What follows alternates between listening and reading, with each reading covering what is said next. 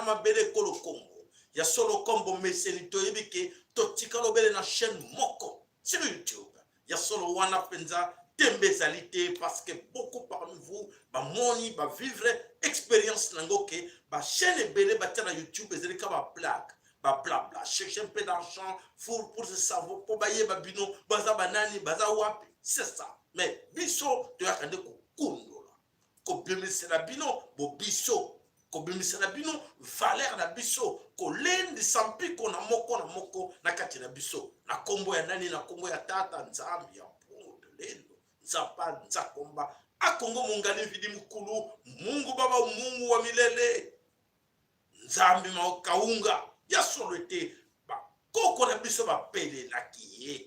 Et effectivement, Bangkoko va la raison comme la Nzambe ya so. Natanga Bangkoko, ezale koleka automatiquement communication, ezale kina Nzambe na bango. Asengi bazu yango. Mikakata de côté la biso poete mangongi.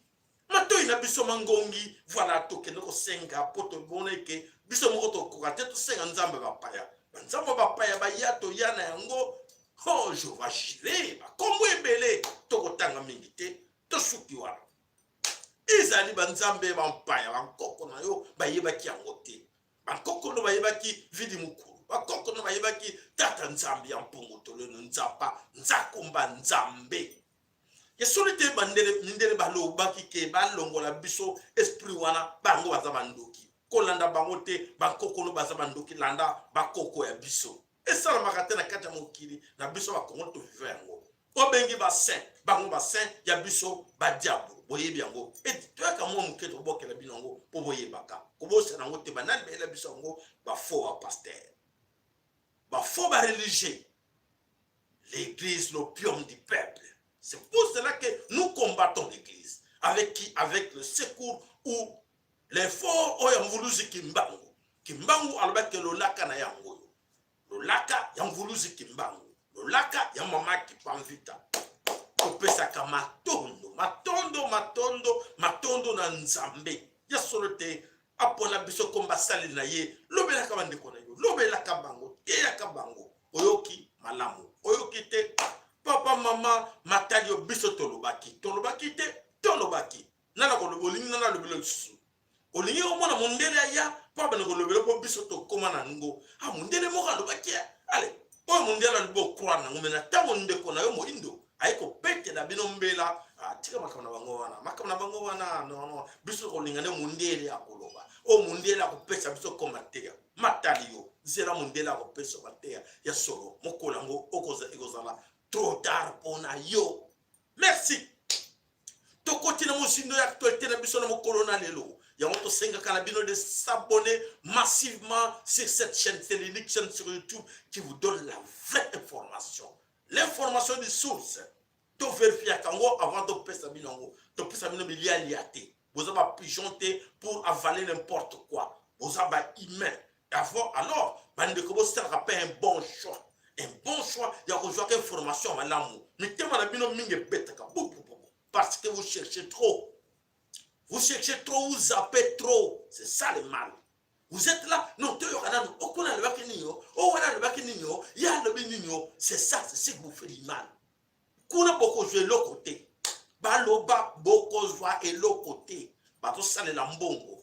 Vous donnez un peu de n'importe quoi et ah oui, alors mais tout le bien venu qu'on bêta, bien bato bozo souffrir. Yete ya beti na ebino ba soda sadeke za koja sadeke te ba soda ba amerike ba tondi ba amerike ba yeba na Brazzaville ba amerike ba kati Brazza ba koti na mai ba amerike ba ekolongola kabila nzoka te ba zo kosa bino mate ya ngombala boni boko yoka to bisaka bino boyoka kate matali bino boko continuer. Voilà deux individus to zo kolobela lelo Chilombo Chintuntu na Hippolyte Kanambe à la Joseph Kabila qui tombera premier. Nani akokwaya premier? Est-ce que Kabila, Hippolyte Kanambe, Joseph Kabila qui regrette pourquoi il a fait ce choix? Pourquoi c'est le choix il y a cosa bourrique ou il y a trahir? Et voilà, tu le mopé comme nakata libumu ya mama na ye. dans le ventre de sa mère. Chilombo a trahi. Et c'est une malédiction parce que tata naye né grandi traître. Lui, maman naye né grandi traître. Il a triché avec Mobutu. Et moi, la robot m'a fruit à nini. Fruit à trahison. Fruit à trahison, il n'est pas aux ara traître. Il est né traître. Grandi traître. Dans les milliers de mafieux. Dans des milliers de mafieux. Dis-moi qui te fait quitter. Soko tali entourage ya Chilombo oya kona na bango ba mafie na ba mafie ba famille na bango ba famille a problème. Na pesa un exemple moko Sami Badibanga na kata famille na bango inceste incroyable kindoki na famille Badibanga oyo boyo kakawana so na bango beta na bino boso c'est vrai ça mais oui na kolo bango te. Voilà mes chers amis. Sorry. Maintenant, Oyo Félix azali ko sala à distance. Alors ozo menacer moto na télévision. Ozo mona, okomona na yela ko sala yo motango. Ozo menacer moto na kata télévision, yo on contre la télévision comme balamike. Et voilà ce qui se passe entre Hippolyte Kanambe et Félix Tshilombo Tshilombo. Tshilombo, c'est la malédiction. Kabila a fait un mauvais choix de tomber avec quelqu'un qui est maudit. Parce que Kabila, les Kabyles croyaient qu'avec Tshilombo, à faciliter Bango tout. Voilà, comme on vous a dit, vous tombez dans malchance. Voilà les traîtres qui vous trahissent. Aujourd'hui, Tshilombo, en distance, vous menacez Batounaye. Tshilombo est là tout le temps. Tshilombo a toujours à des cartes. Attendez, qui sont? Écoutez, Kabila, c'était mauvais, c'était méchant. Aide-moi à le faire partir. Les Américains, oui, on va t'aider. Mais comment on va t'aider? Oui, il faut le tuer. Les raillés par Kabila, mon après ça va chantage, à comme par Kabila. Non, je t'aime bien, mon chéri. Chéri naye, ah comme nous avons l'air abîmé les bandes qui chéri zate. Nous avons attaqué Mokili. Il y a quand Mokili zaye. Fallait Tshilombo aujourd'hui attraper. Attraper na oyo nyonso banaki de boulonné akosala bo lelo azali coincé et les Kabili et les Tshilombo coincé ba éviter nini ba sala parce que baningaki ba bomba peuple congolais va continuer. Voilà, malchance frapper bango, un frappeur frappe l'autre, frappeur ningo frapper peuple congolais à quoi il a malchance et pas un groupe va frapper oya kala a frapper malchance abaniko trahir. Et voilà, alors que je vous parle, dissoudre l'Assemblée nationale ou révoquer les ministres, hein, ou parler Parlement et Sénat. En majorité, dans le Parlement et Sénat, ce sont les Kabyles. Kabyles étaient malins. Les Kabyles se sont arrangés. Donc, la majorité dans le Sénat, dans le Parlement. Garde-fou, Bataki. Au cas où ces petits-là, on le sent que c'est un voyou, un traître là. Il a le sang traître. Non, on le sait avec lui parce qu'il est entouré par des ignorants. Comme il est entouré par les ignorants, ils vont le suivre. Comme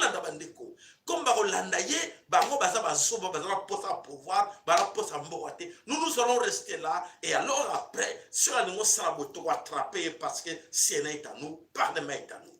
Voilà le piège.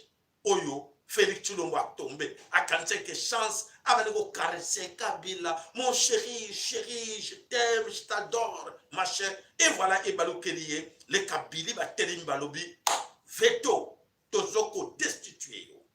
Et Zali Yakonginda, donc on a Mikolo Zalikoya. Donc, majoritaire dans 4 chambres, les Kabyles sont majoritaires. Et voilà, Félix Tshilombo, mal entouré, il ne sait pas ce qu'il est en train de faire. Il a été piégé. Et voilà, le projet est là. Babengiye, pétard mouillé, stylo sans encre. Pèse va combo en tout. Quoi, il va me souvenir de oh, on va signer contrat win-win. Donc, gagnant-gagnant. Entre yena ye corps, contrat va signer qui. Non, bako, va gagnant-gagnant. Et tout ça côté là, nini makoya lobby. Et kozala matata e mama. Tala ubomisi ne bato oh. Tshilombo ekozala matata, Tshilombo abomisi batu, abomisi bandeko na ye, abomisi ba camarade na ye, mingi balimwa à cause de lui. Qu'est-ce que vous allez gagner? Okozonga maboko pamba. Mawapona bino. Oui, Félix a trahi le Congo. Félix a trahi son amour. Félix a trahi son mari. Son mari, c'est qui?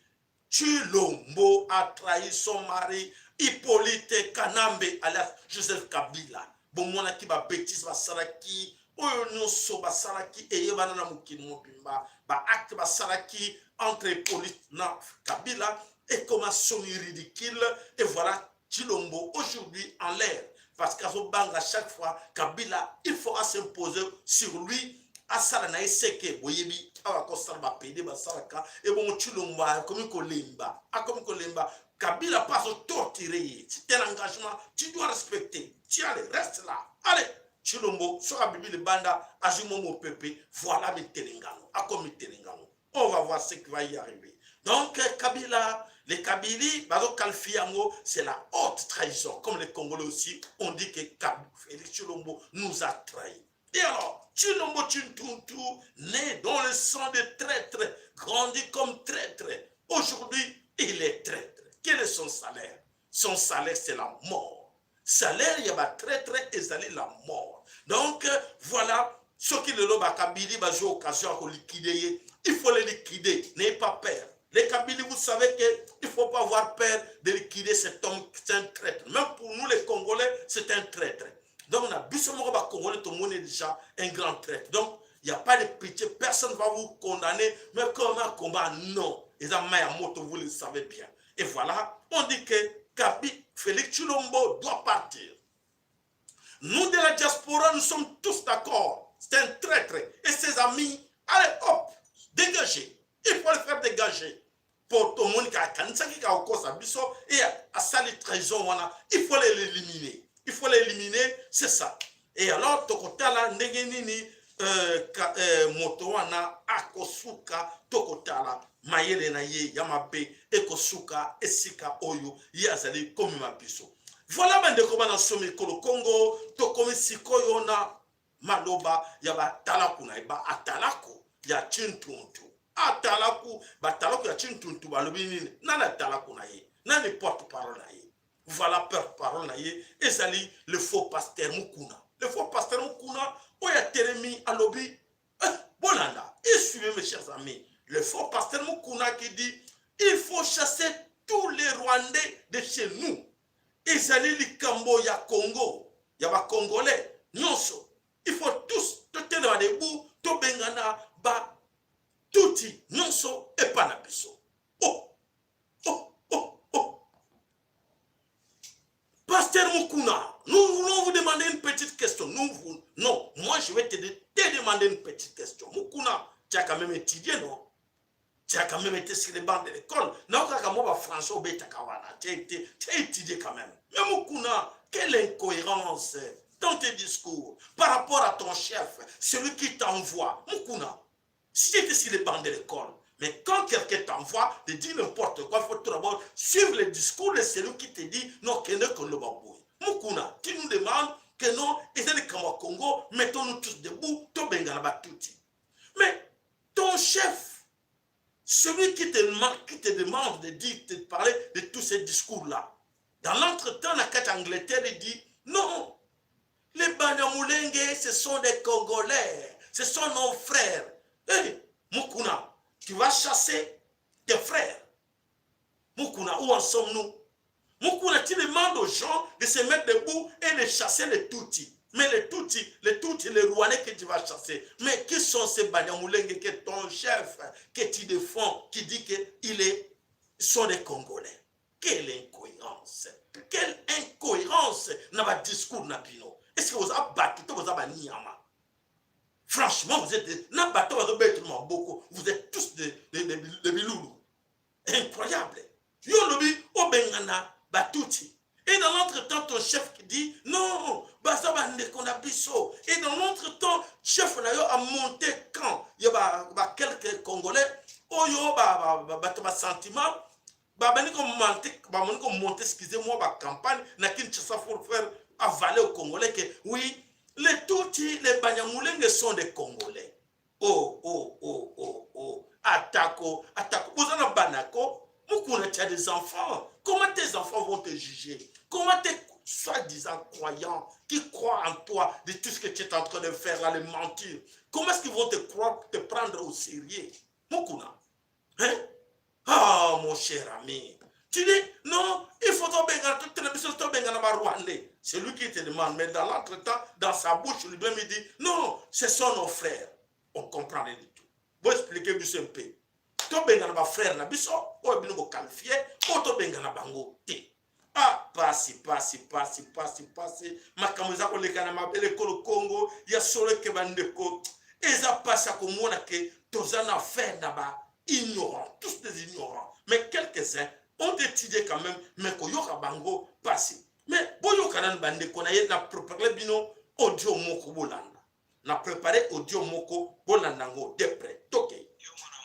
Yo mwana mwasi oboyamba telefone pona nini yo bandu funga ofinga banyamurenge basala nini biso toza ba Congolais tobotami na mbuka wana tokona na mbuka wana toza ba Congolais ebongo bandu olobazalo ozali bando komi libana ndeti no bandu finga baba mususu bandu finga baba Congolais bako banyamurenge basala nini toko bunda na suka biso nyoso tosila me boye bake ata so lobi mbuka na biso ezali tokokota na mbuka na biso boko bibisa okanisi obo boko bibisa biso nyoso na mbuka na biso na note ekosala mate bosala likita bosala ndenge nini boye bake tokofanda esika moko oya kolinga tofanda esika moko oya lingina na ta alongwa neti okima na mboka boye oza wapi boy zonga na ndako bandolo ba moshe bakata ata mutu yo ozali boma ata opalangani vraiment opalangani kuto ibe ata makambo oloba te yo zanani na kachambo oloba donc baba nyamurenge baza ba Congolais te yo zanani oleki president oleki ba mususu bala liboso tokomi tokota na Sun City tokenda wapi tokenda osalani tobonda mboka ponani debino detina bino bokufa pamba bole bobando kufa pamba babando betana babumio na bembe bachia na kati ya mai ezande kokunda iboma yo mwana mwasi donc hakuna tufi na mama na yo. Voilà bandeko boyoki langage ya tuti boyoki c'est donc ça dit que il faut boyoka ngo tuti aza koloba pona nini se permettre yo nani yo za président pour compter sur le président Nabango Félix Tshilombo. Qu'est-ce qui ne va pas? Voilà, oyo, ayebi na eteke, liwana epedozi na ye, azo beta tolo, mboka na yete. Donc, azo lobare ko banga, mais azo lobare ko banga, beko kutana na ba yuma.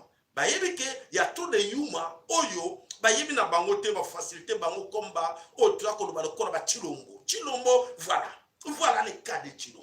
Tshilombo balobi yo nani yo président na biso Tshilombo andimi biso toza ba Congolais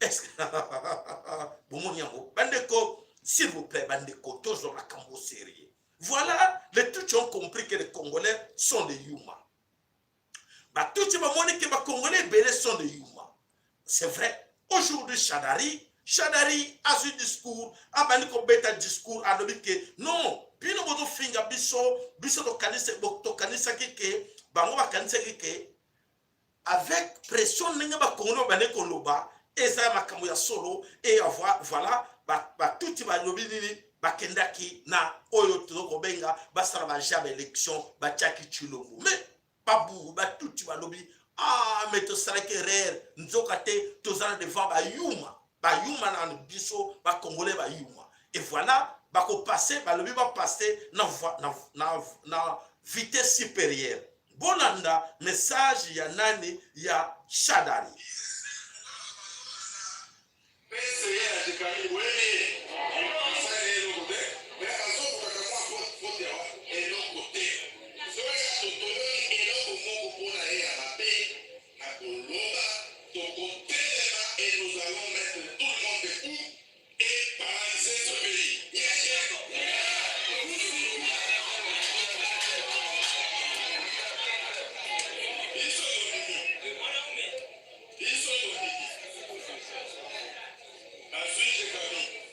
Bon,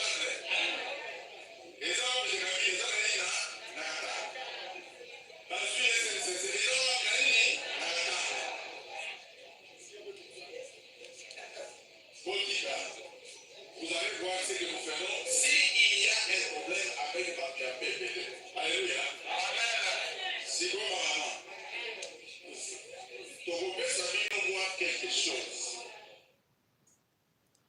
Voilà, vous avez compris. Chadari, alors on dit biso ba congolais ba yuma. Alors non, si qu'on va décider ba passer dans vitesse supérieure à cause ya ki yuma na bino.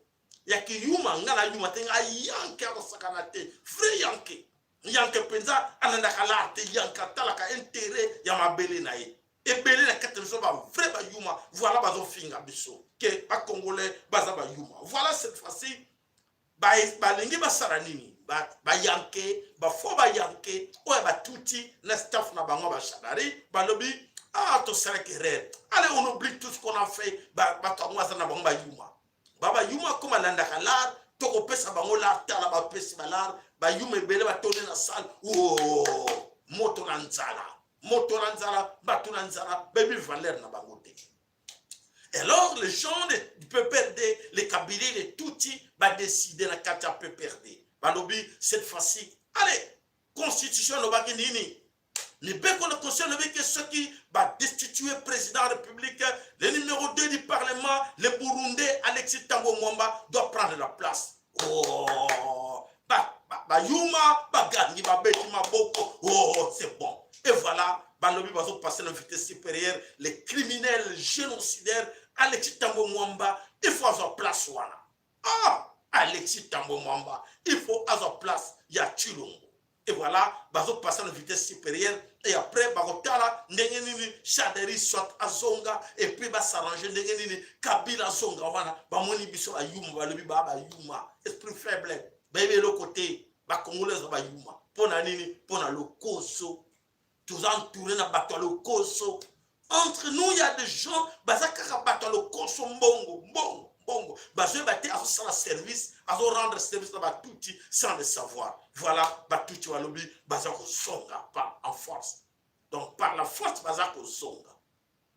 Voilà bandeko oyo ezali ko salama na mabele kolo Congo eko sala nginda biso epana biso ba yanke asoro ngabi na za yanke asoro epana biso ba yanke toko beta bango epana biso ba yanke to zako beta bango munoko bazako tawana ya pamba ba yanke bazali ba frère ba yanke basile yoma ba frère ba yanke boyo kasikoyo ba frère ba yanke basali nini pof les frères yanke l'armée nationale du peuple Congo ba lebi vos blagues là c'est fini ba frère ba yanke ba signal lebi vos blagues c'est fini. Tof 82 ngomi non tué na 3 jours ba passer en action l'armée nationale du peuple Congo ba sasi bango 82 Tutsi éliminés et 93 villages récupérés et aéroport de Manungu aéroport à Manungu est entre les mains de l'armée nationale du peuple Congo.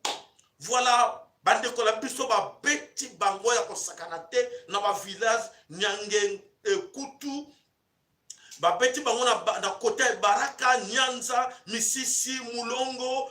Voilà bande ko la biso depuis hier ba sali musala qu'il faut l'armée nationale du peuple Congo ba bengi ngandelo ba pesinga information ne bisabino le ba combat ba bande ko la biso o bazana kacha diaspora maboko ke ba lobby avec assurance que bon moni plaisir ba l'accès ki bino ba vidéo ba no bina wana c'est encore pire o ba sala ki lobby ce que moni bi bembe ndenge lali boko ndimate. Donc bande ko bazara en détermination d'aller jusqu'au bout et l'ennemi a komona tout tu wana za ko wana zéro aso ba pas ba ne boso ba yuma oya idepes ma yebi ke ba vrai yaya ba vrai ba yanke oyo ba guerrier na bango ba lobakate ba bouchakate. Voilà l'armée nationale du peuple Congo et ils allaient ko salamu salango. Voilà malheureusement côté la biso toujours qui 9 blessés graves oyo ba petit musu quelques bango ba salake rere ba yulanda ki mi beko bienté ba salake mo ba rere moko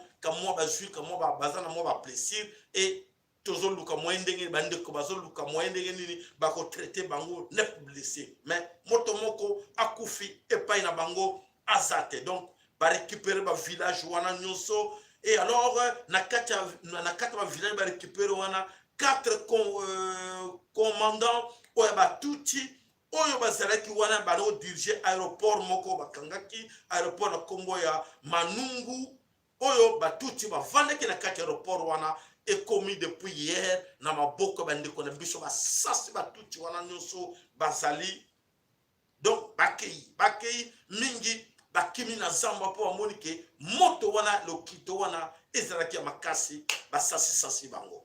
Et voilà, bandeko, ce qui s'est passé. Alors, Makanika est mort hier. Depuis hier, la suite de ma blessure, na yeba combat 3 jours où il est qui Makanika accueilli Makanika, le colonel Makanika, Oyo Batouti, accueilli pour votre information et Siliponaye. Voilà, bandeko, bana soumi et Kolo Congo, toko tiela bino kamwa image moko, sasunge so humilié. Sasunge so oya Brazzaville ba humilia qui est na kati Angleterre et pas ya premier ministre oya britannique Boris Johnson a humilia qui est à lobby demain je ne sais pas même à ces criminels bogotala mona image zak mukuse mais c'est une réalité botala yango botala ndenge nini sasunge so asambwaki liboso ya oyo botala vraiment nakotiela bino yango de près botala ndenge nini scénario elekaki.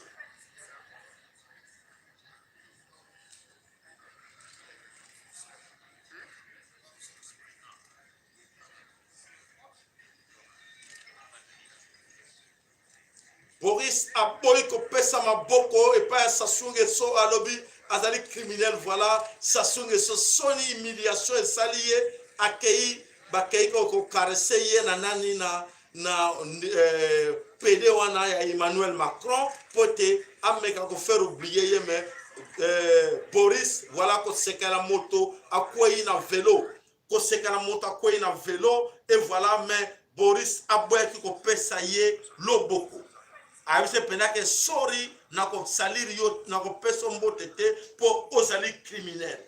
Voilà ce qui s'est passé na Katia Grande-Bretagne. Voilà Sony les amis qui sont na Kata Brazzaville bomoni ndenge oyo moto ya Illuminati Sassou Nguesso asambwe liboso ya ba britannique. Voilà bandeko bana somi ekolo Congo nous na comité ouais na tikala mo quelques minutes. Bandeko attention alerte. Attention, nous sommes là pour vous informer. Alerte virus moko ezali très mort combien de virus mortel qui circule na kati ya monde.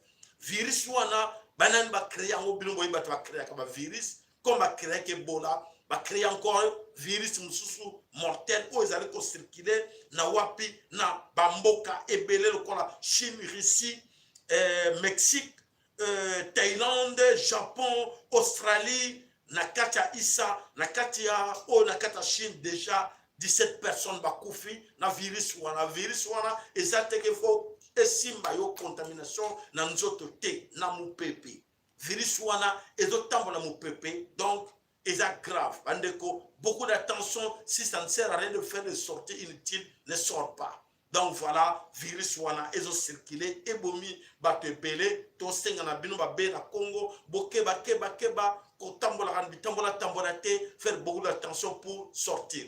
Boza makila ya nzambe azana posta na bino bokeba virus mo ezali très mortel. Eza plus mortel que virus ya Ebola. Yango contamination na mu pepe ezo tambola na mu pepe ezo tambola te ke no okuta makaka na mutu oyo azana virus wana. Comme ça genre la virus oyo eleka ki na kati ya na Espagne oyo ebomaki na kanisi na histoire pesa ebomaki plus de 25 000 à 100 millions plus ou moins de personnes oyo bakufa kala na ba pays oyo ya côté Espagne Italie kuna virus mo eseleka pe bambule pele ezaki makasi. Voilà bato binemi ya mokili va créer virus mususu mais ezali mortel. S'il vous plaît bosala beaucoup d'attention na virus wana ezo circuler. Papa ma follow mama Congo na kanisi moko na bino bobele wa poete boyo kitsa biso nini boyeli biso na moko na lelo. Voilà tozela nanu papa ma follow mama Congo babele ma tozo pesa toujours mateya.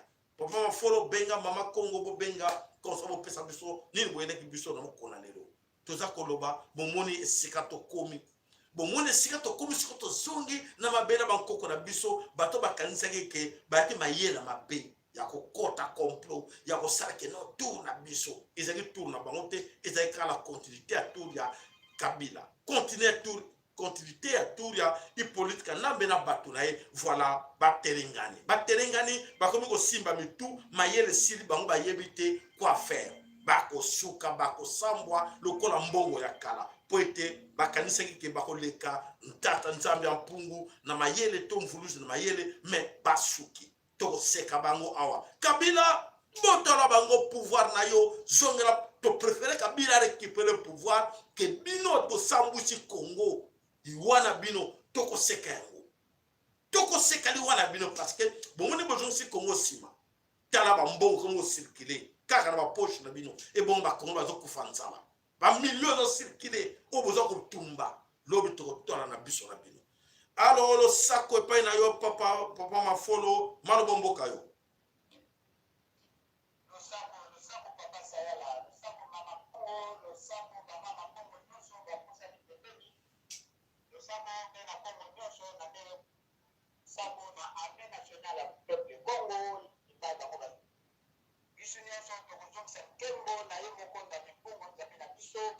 tokopesa matondo mingi na bulusi kimbangu mama kimpavita na bakoko mosusu oyo baza na molimo pembeni na biso engeka bakasala vraiment naza na esengo ya koyebisa mbe na Congo nyonso surtout bamama Congo oyo balelaka baza kolela na koyebisa bango ke bazala na esengo mpona nini parce que meme ngai moko nazala koluka nzela mena komona nzela efungwami na sens que mwa brouillard moko ezalaki kosalama ame bakoko basungi bayebisaki bango bokelene na élection te élection eza nzela te bango balobi non avec kosa machine tokende bakoko balobi bon bokende na baélection ala esika bango bakomi basilisi nanu meme un an te ils ont encore au moins 4 ans et demi à savourer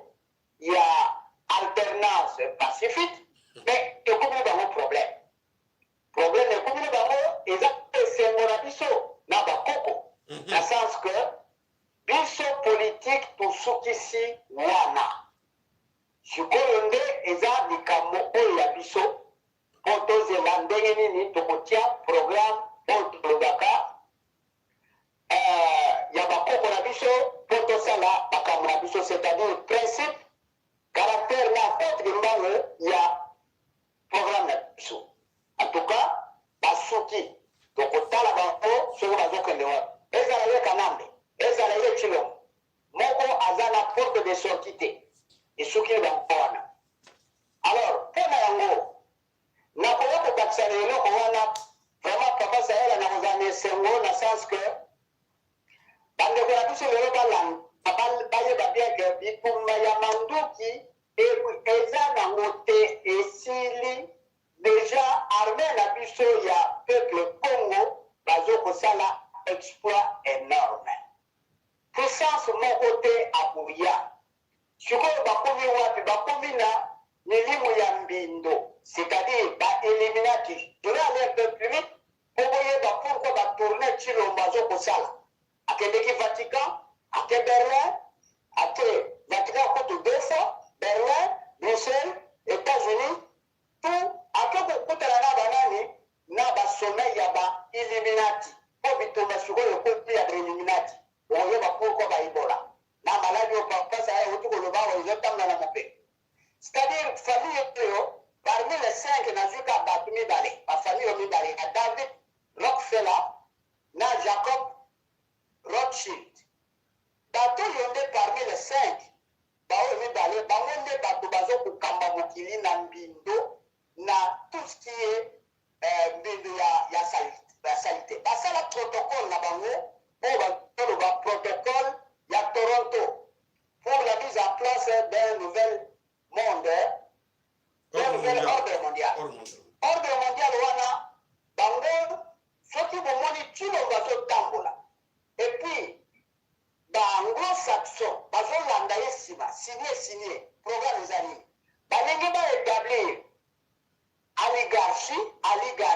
mondiale, société secrète, fin, donc fin la démocratie. Au moins, il déjà va programmer fin la démocratie. Bien, vous avez là, ah non. Vous ne voyez pas. Tout le temps, vous passez à express pour la vie sur le pour Congo et Koufa. Donc, démocratie, vous avez soutenu, et puis, dépopulation, pas dépeuplé, au plan de guerre, dans le nouvel ordre mondial. Nous avons déclenché en haut le président du Vatican, Francisco. Alors, on a un bassin je vais aller plus vite.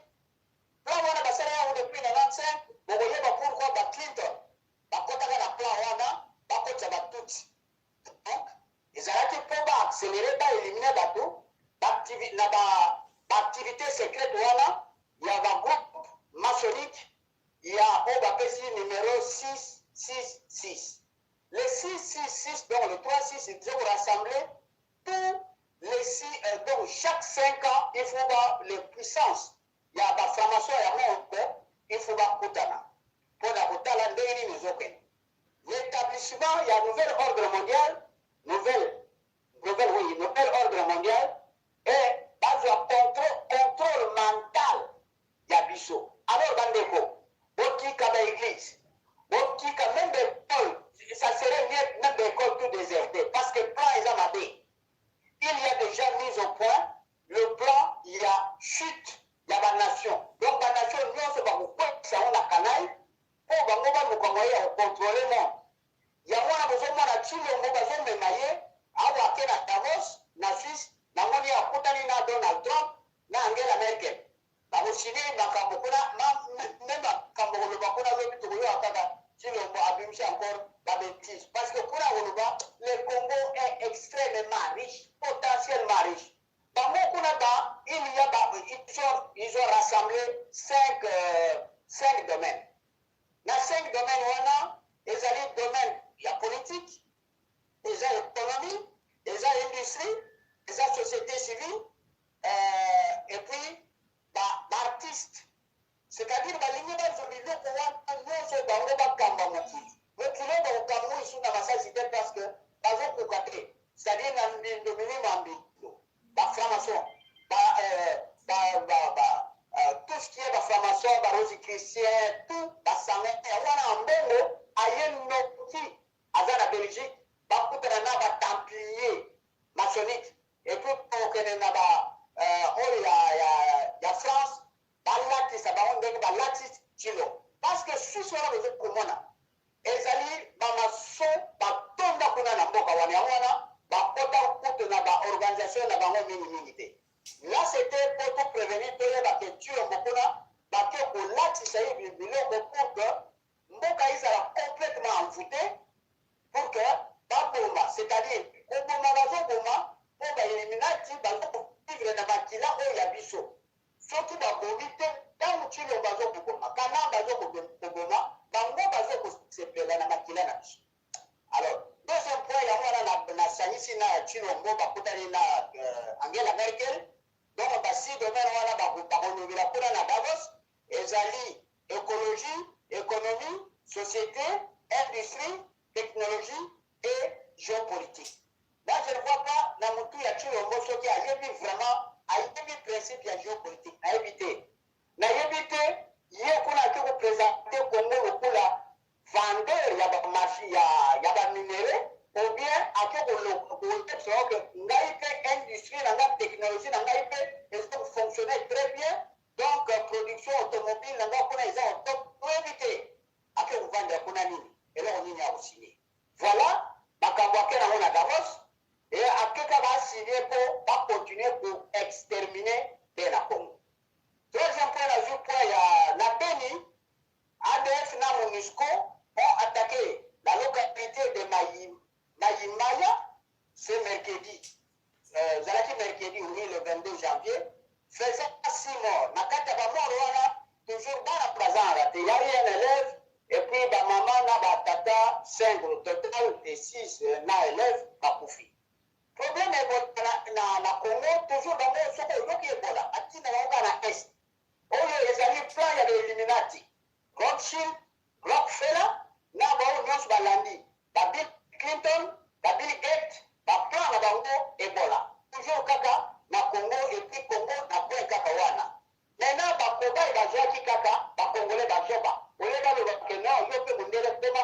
va tester. Non, non, dans Mikabi, tout ça, dans Mikabi, il y a un agent, il y a un agent sanitaire, bon, il va ça la Makambi Ebola, bon, et ma tête va ça là qui est, mon quoi Koufi. Mon quoi Koufi, il y avait au total 50, oui, il y avait au total 167 agents par contre Bandimaki. Moyennant peut-être que ça qui va peut-être $1000, tout ça. On accepté, on a contacté la maladie, 41 de Tabakoufa, ce sont des Congolais, mais on donne le mot à Katia Zate. Les hommes du Bakaba qu'on a passé, oui, je vais essayer d'être un Poudaï, Bakoufi. Donc, jusque-là, il y a eu au moins 2237 morts depuis va déclarer virus Wana Yaïbola dans le Congo, à côté à l'Est. Et puis, il y a 5 ans en Belgique, à Bruxelles. Pour la demande d'une enquête internationale de la main invisible.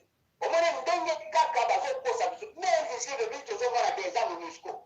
Les anglo-saxons, les papes, église catholique. Bateau comme Abisso. D'ailleurs, au sein de la ressource, Bayeb Sabango, Bassa l'enquête, mais invisible, les autres comme Abato. Alors, Nayeb Soudandeko, Nyonso, Bobima, n'a église, parce que les tomates sur la souka, et Zali, il faut l'église Eboya. Sinon, parce que Bango va continuer à vivre, l'église, Nyonso, Bassala, Sala, Namboka, et Zali, pour Bassala, Baba, incantation, Yaba. Milimu ya mabe, les autres ont coupé d'abou, Bango, Bazo, Chissé, Matila. Problème, la Bango, il faut Congo, aussi là, va contrôler la richesse, ya monde, Nyonso, Namoto, les amis, Rockefeller, Rothschild, Nabo, Souswana, Bill Clinton, Bango, va contrôler le monde. Mais le coup, il y a un mandou qui a pour Bazo Boukate, je crois le mandou qui est comme il y a envoûtement, il y a la franc-maçonnerie, la Rosicrucienne, dans des églises et les pasteurs. Alors évitez. Nous abstenez-vous d'aller dans toutes les églises. Faut que vous vous abstenez. Vous timez l'église. En tout cas, vous voyez, il va pas que les autres. Mais ce que vous avez fait l'assemblant, pasteur, la monnaie, dans quelle église, il faut continuer toujours pour faire. Alors, pour terminer, je voulais chuter par là. Je pense que c'était Koyasuka. À un moment donné, je vais vérifier. C'était 5 ans. C'était. Oui. Donc, il y a un massage sur le bol. Il y a ma camarade qui n'a pas eu de minute, mais la bête kaka, c'était. Vous allez analyser pour que. Bituba Yamandu qui est exacté. Oh, tout le monde a fait pour le Bawana na le bazar à parce que na mindele baya ezala 14 18 40 45 baya ba vanda ne baya moko jamais akotikala na Kongo ya sika bo bitumba oyo ezali mpona kucukuta nyonso bozongo nyonso bayaka nango motutu wana aluka molangi oyo basalaka ye clonage azonga aza na pasi okende te mais entre Chilombo na Kalambe bakoti na molagi biso nde tosukisi bango wana bitumba na biso tozomona angle mosusu mpo nango papa sayara je ne vais pas consommer beaucoup de temps na kombo ya volusi kembango mama kimpa pita na jonction maloba engeta matondo papa mafolo ya solo biso na bango mpe tokolashe bango humilité toza na bango mayele mama kongolo sako pana yo nini obombeli biso lelo mana bomboka yo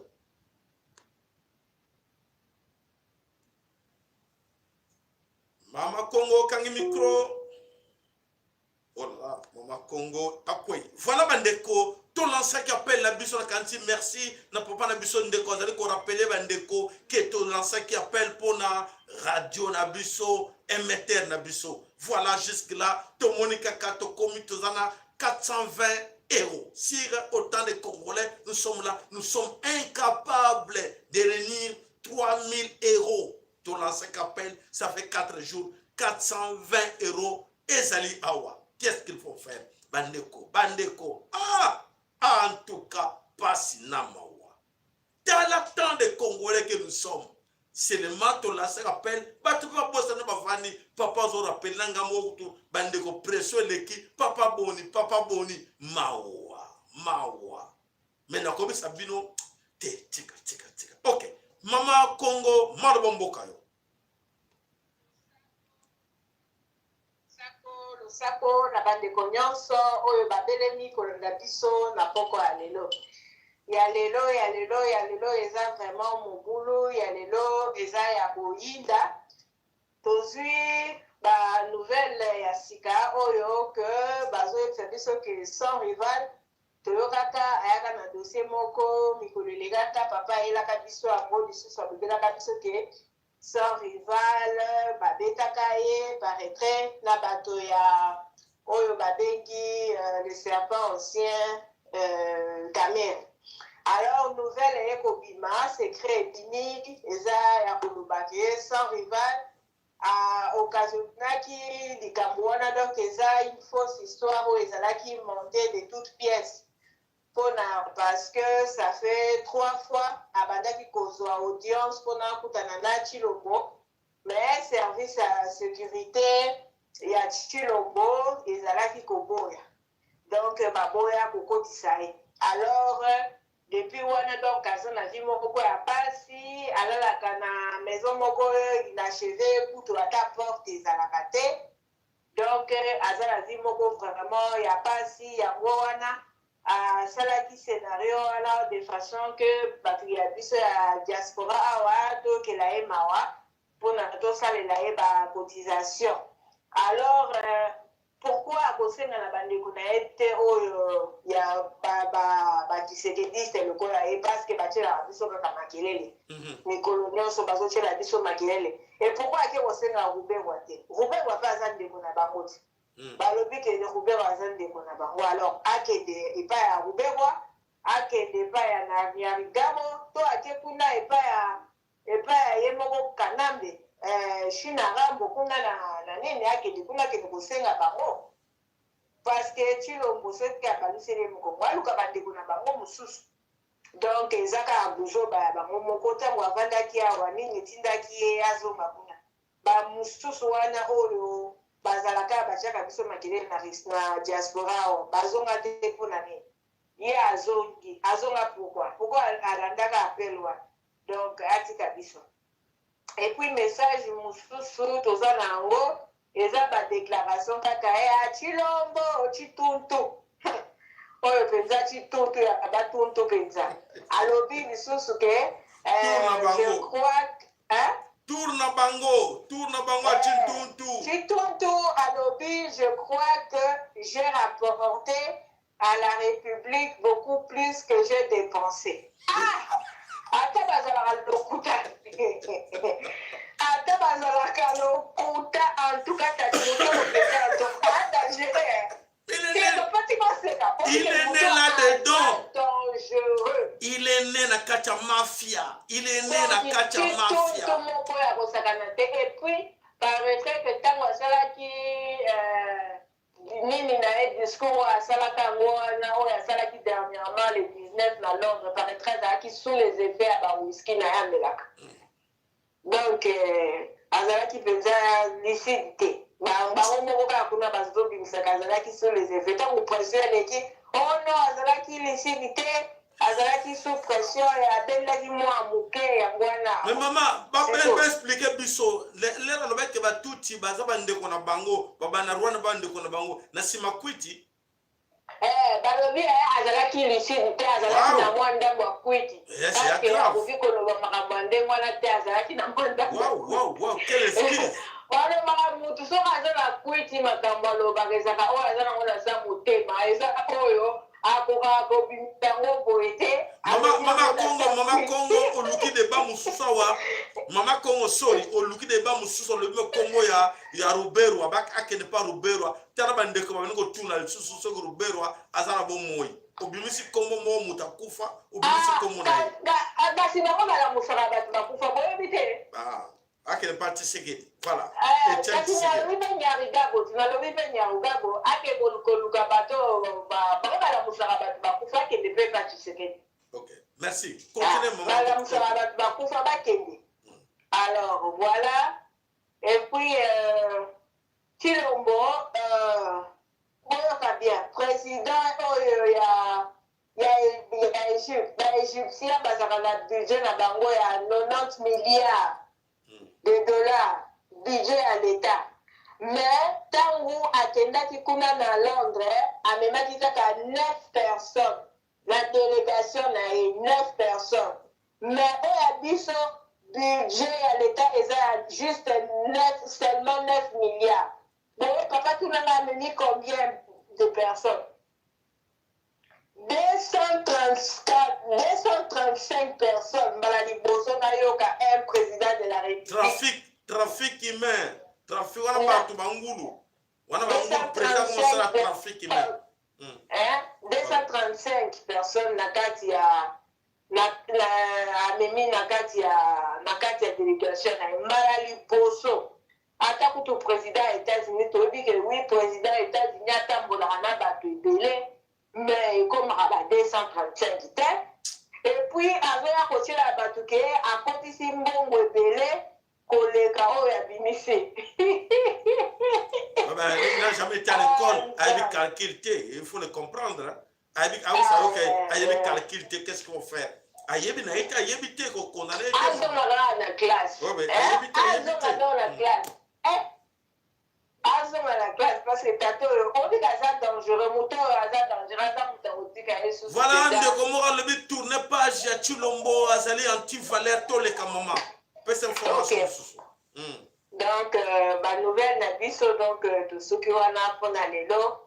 Donc to sala kaka elonga ezali. Elonga ezali na maboko na biso la victoire est certaine. Bandeko esengomo na zalaka na ngosoki na sololi na bandeko. Oyo penza bazali conscient. O baza ko bundela ba guerrier. Ma maman boye barate. Po biloko musumo etolo bezate. Mais bo sepelaka. Bo sepelaka ke elonga ezala na maboko na biso. Ya solo kaka ke tala musu wa passe musu. Na tango biso ke non. Ah papa sayala tozali awa na debana nef bana bazoki. Il faut to somo bakisi moyen ya somo bakisi zate. Et ça la kanga passe ko tala kabe batuyo. Oui, ngape na bisaka bango bande ko eskiser ça non vérité. Non, to kondana ka ba Congo la diaspora te parce que ba kosaki bango ebele na ba leader. Ba bimisa wa mbongo, miso bimisa ye mo ka bimisa 400,000, ye mo ka bimisa 100,000. Mais batu wana bazaki bescro mbongo ne kena mais siko na tango ba vrai bande ko bazako bunda na cause juste voilà bande ko ba komi calé. Mais bande ko s'il vous plaît to sunga bango.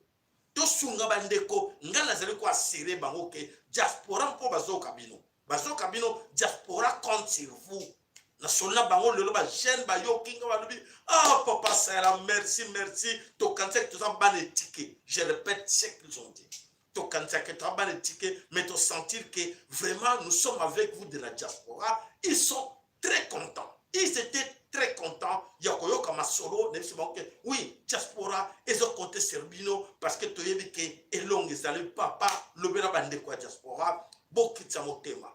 Tu as bunda point écolo, tu as bunda point mbongo te, mais tu as bunda point écolo.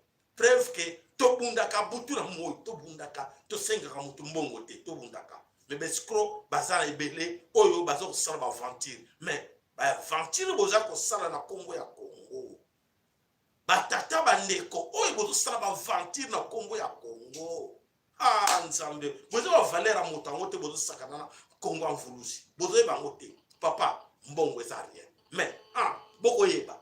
Bo bazo kansa masi bon bandeko tango na bile koki oya koko benga abenga poete a participer na émission. Voilà, to kinande ko na biso. Allô, lo sakondo ke pana yo. Allô. Oui, allô, bonsoir, Jaco. Oui, bonsoir, nous sommes en direct là. Malobombo Kayo. Oui, donc je voulais poser une petite question pour la Batourou Balanda Steve Sobawana, il y a soi-disant président Chilombo. Oui. Ce mongol, né mongol, abotama mongol. Donc vraiment, j'ai une question vraiment, et là vraiment, question moko, vraiment, il faut que Batoura comprendre Yango. Question Yango Wana. Biso, Congolais, Tobotama Awa. Tobotama na Poto, Tobotama na France, na États-Unis, partout en dehors, il y a ma belle na Bisso. Tozo la nationalité Awa. Droit de naissance, droit du sol, kaka na France par exemple. Tozo la nationalité. Mais si Kolo, Bisso Tozo n'a même pas reconnu dans l'institution na Congo. On est considéré comme un étranger.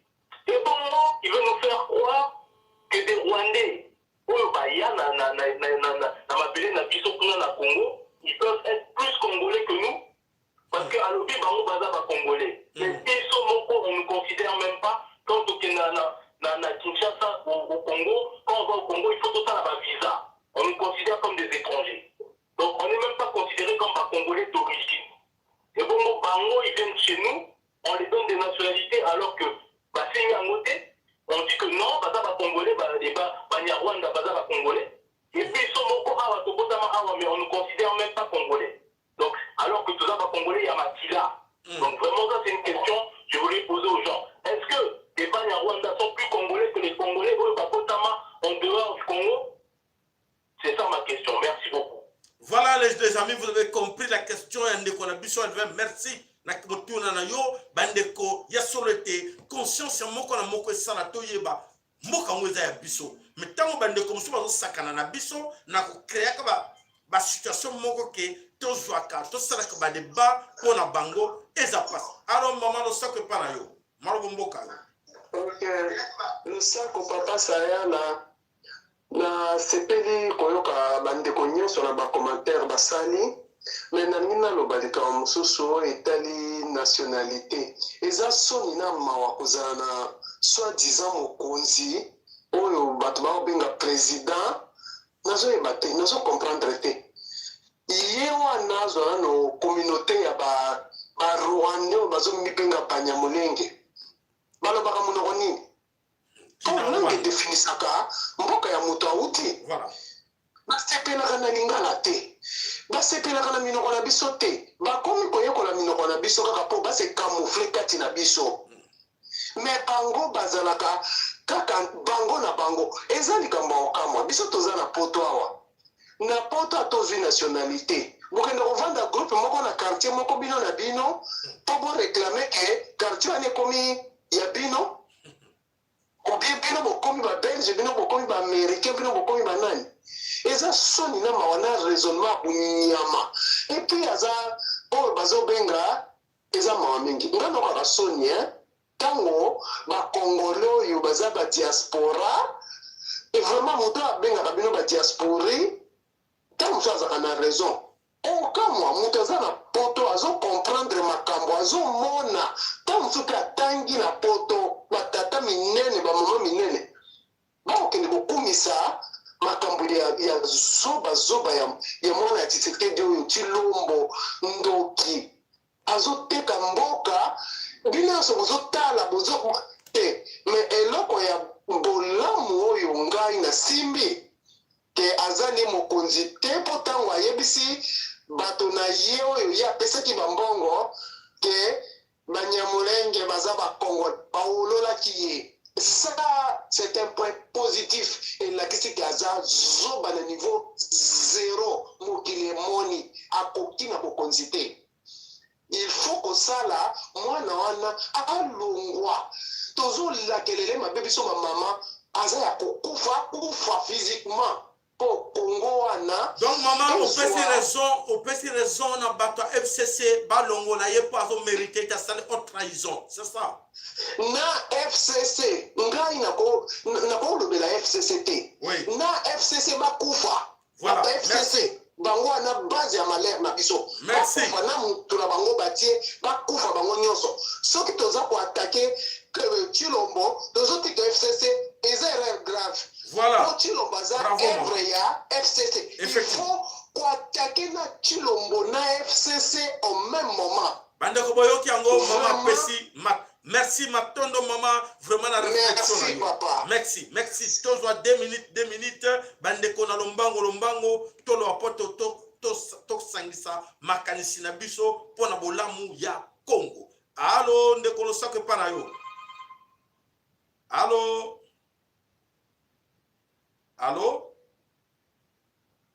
ndeko lo sako pana yo. Allo batodo. Oui. Losako papa c'est la mafolo papa maman Congo bandeko nyonso eloka ngina loba nous ne devons pas nous en faire na likambo ya citoyenneté ezalaka jamais décision moko béton décision moko qu'on ne peut jamais revisiter.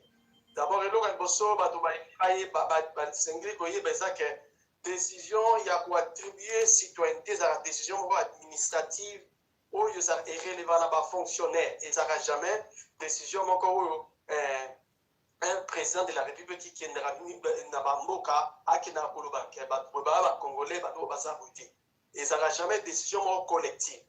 Deuxième chose, soki bapesi yo citoyenneté na mboka nyonso ata besika tozwami awa barevisitaka yango barevokaka yango soki osali bacrime.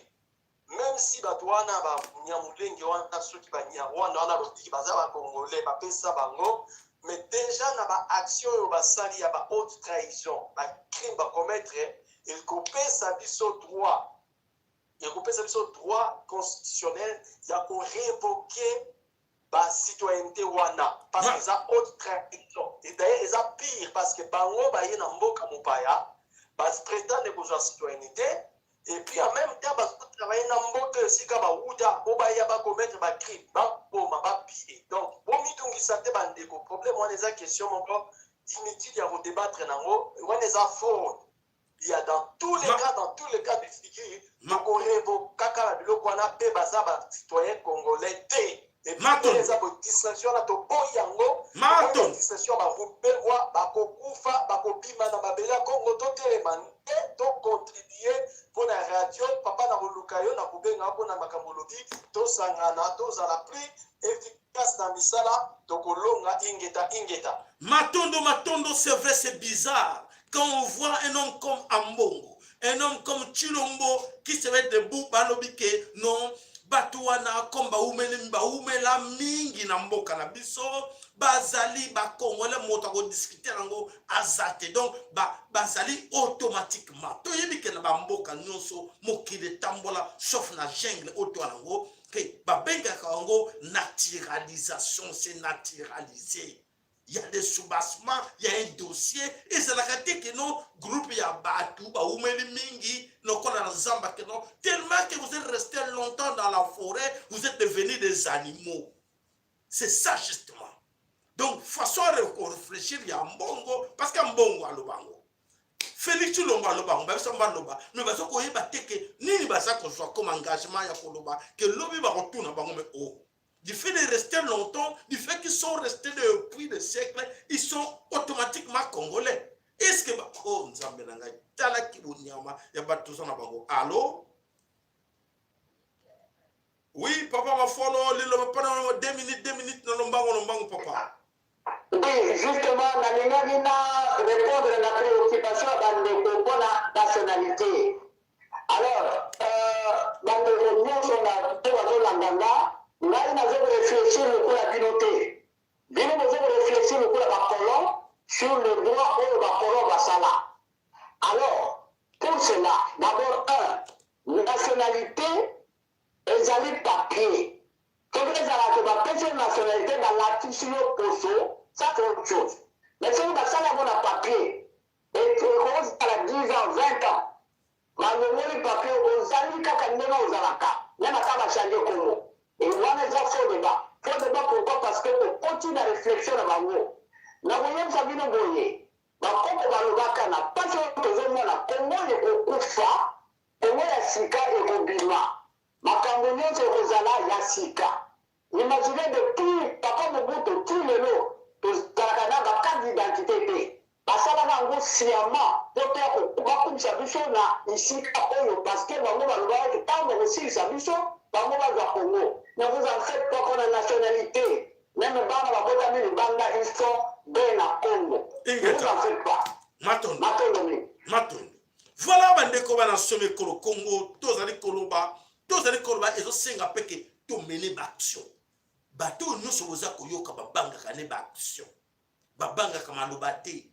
Maloba fait continuer na ba action. Biso to salaka. Tolobaka to salaka.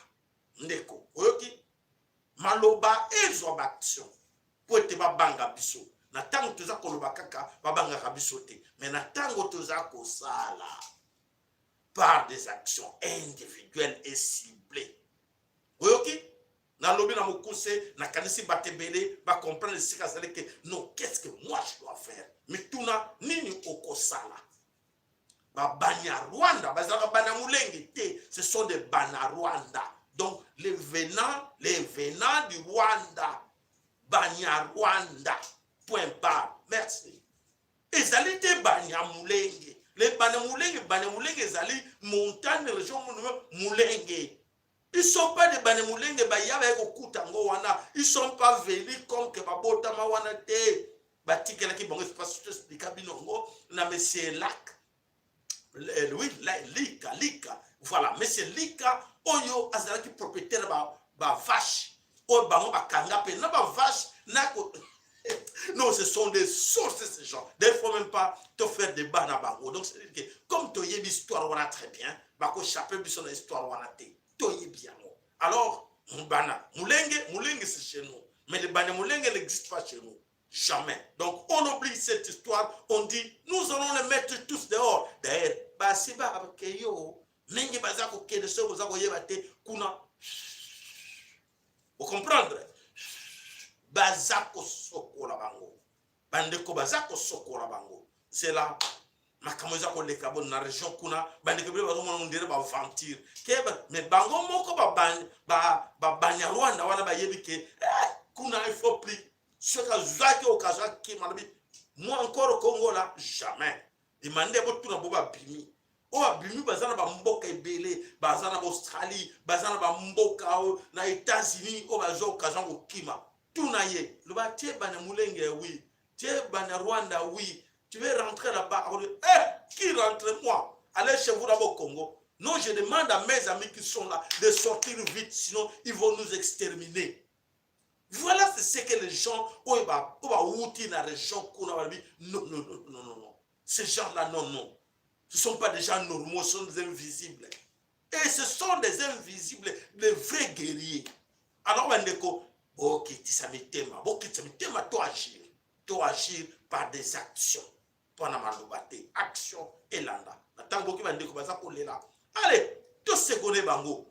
C'est vrai qu'il y a trop des enfants tirés, oui, buisson force de frappe. Oui, maï force de frappe. Allez, sur Barakuda, vidéo, attention à cet homme-là, c'était un ventilé, c'était un escroc. Alors, quand on a boma, aimé Kabila Kendawa. Bon, moi, bateau tout na télé la kabango, voulu nous d'avoir télé melaï. Bam non, tikaye nazo bunda ngabi te azalo kuta. Bondi melangai maloba nganga et tombaka juste. Ce qui n'a vu que moto na zando kiando. Azam molimo mabe amolimo mabe. Alors maman lo sakwe pa na yo maloba mboka yo toleka. Oui, le sako papa sayala, le sako abatunio sur la presse en tout cas la zumsi na liboso matondo mingi apanza na pongo toyenda Congo. Matondo makasa mpala papa mama kipavita na papa Kimbangu. Le sako makasa mpala papa Bafolo na mama na mama la biso apesa la biso information. Merci makasi pe mingi na mama Bolanga na yoga qui en tout cas il y a 2 jours. Le sako na longa on y a makasi mingi en tout cas l'armée nationale a fait le Congo et puis le sako pe mingi vraiment ba Nicolas Bissou a combattant il y a Angleterre vraiment en tout cas bravo à vous et puis la bande de surtout à côté baza kolanda yo bazo la information na yo na côté kaka papa pour la lendisa vraiment d'une manière en général y compris tout ce que vous venez de dire aussi voilà. Bandeko langai ba mama papa bala langai ba papa langa ba mama langai bandeko langai bala langai s'il vous plaît en tout cas sortons vraiment en tout cas dans ces rêves parce que ceux qui le ont en tout cas ba Rwandais ba sont continuer toujours à multiplier la stratégie là-bas parce qu'ils ont senti vraiment que nous sommes encore dans le rêve ils ont senti que nous sommes encore dans le sommeil. Vraiment, nous devons sortir vraiment du rêve qu'on est en train de rêver. Il faut qu'on sorte de là en tout cas. Il faut que nous devons prendre notre responsabilité nous-mêmes en main, sans compter sur les politiciens, sans compter sur l'Église, sans compter sur les partis même, soi-disant partis État, sur la partie civile. Et tout ça, on doit sortir de là, on doit prendre notre responsabilité en nous en main en faisant une très bonne organisation. Et une organisation avec vraiment autodéfense parce que nous sommes autorisés parce que la lutte que nous sommes en train de faire, c'est une lutte qui est juste. Alors avec vraiment en tout cas une autodéfense, une organisation avec une très bonne autodéfense, avec vraiment une légitime défense, la carte va venir, la mission, la carte va partir, la mission, la carte, il y a ma commune, la mission. Parce que si on ne fait pas ça, ben voilà, on peut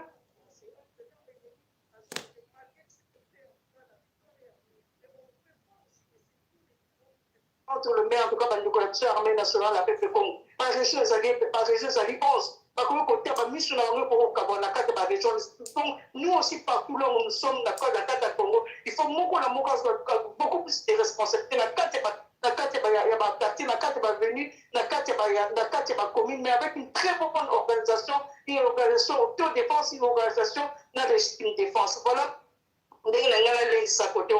Alors, deuxième point, papa, vraiment, heureusement, au solo bien, merci, en tout cas, merci, au solo bien, comme la sous-moi tautologie. Vraiment, on a compinga, ça, moi, effort, ma casse, mini, vraiment, en tout cas, il y a Koloba, Banya, Rwanda. Attention, il y a Banya, Rwanda, qui m'a dit, Rwandais, oh, Bazala, qui n'a pas d'amboka, la minemwe, oh, Bazala, n'a pas d'amboka, la biso, na plata mitumba tout ça vraiment effort ouais puis tout ça l'effort fait vraiment pour le bas pour la capilité to benga ila comme la Christopher Kalambe parce que là aussi comment je pense ça peut aussi beaucoup de confusion par Rwandais parce que kabiso mingi parce que la biso mingi un moment donné matondo mama un moulin ezali mboka na bango et biso moko to fabriquer comme voilà banyamulenge te bango pe baza ko appuyer na banyamulenge donc c'est-à-dire qu'ils nous acceptent. Ok, merci maman.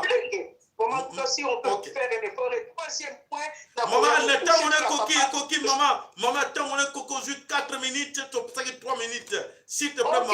Merci. Voilà. La sensibilisation, qu'on a cotisé pour la radio et puis cotisé pour l'alimentation, cotisé pour la médicament, papa. Merci, Matondo, merci. Le sako ya solo maman, il faut que beta kambela. Voilà, mes chers amis, c'est tout Banya Rwanda. Les Tutsi Bana Rwanda profitent parce que nous sommes ignorants. Les Tutsi Bana Rwanda profitent aux ignorants qui sont à Kinshasa parce qu'ils ne sont pas informés, manque d'éducation. Ces Tutsi profitent aussi parce qu'il y a quelques gens parmi nous qui sont encore dans la diaspora qui sont ignorants. Mais là où ils ont commencé à croire qu'ils devraient prendre possession, il y a Minembwe, il y a secteur Rwanda, Bakoko OZT. Parce que les amis, les familles, nos frères sont là sur place, Bayebi Bango, trop bien. Ils n'ont plus d'espace là.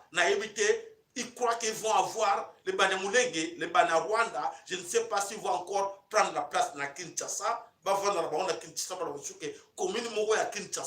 Et commune na bango bana bankoko na bango ou nakata kasai ba ke no bakuna ke nakata kasai nakata mbujimai kasai te nakata mbujimai o tachilombo amemeli bango ke alo ba ke oui kwa wana mbujimai et comme ya biso ba Banyamulenge. Mais là où ils avaient commencé, papa maman, je vous assure, place na bango ezate basili basili bo kwa ngai bazo mona bukaya na bango chasse à l'homme ezana kote kuna mingi basi kenda bazo kosana ke non pour oloka zoba mususu wana ya Banyarwanda lobike yo mama ya to finga ndeko na biso oui po akantike audio wana ne muteko zongisela e ko pese Minembwe Robert la musa Robertwa akene ko za Minembwe sinote lokuta na yo. Voilà bandeko bana somé ko Congo to bandiko mona ngo par des actions to bandiko mona ngo ke ya solo courage côté de bandeko nous aussi de la diaspora ceux qui montrent à contribuer par des actions. Écoutez mes chers amis, contribuons par des actions individuelles et ciblées. Vous comprenez ngo to ngamba mwina bana munokoni montra le baké oui nga naza be na Congo ngai na lingi na sala action pona sauver mboka na ngai na ko sala action ndengini oyebi na quartier uta na commune uta na village uta na province uta tu es capable de le faire, n'est-ce pas? Vous avez compris. Bande ko bazoka numéro bazo ndeko mo atuni 0032 466 110 192 ou 0032 465 883 052. Voilà.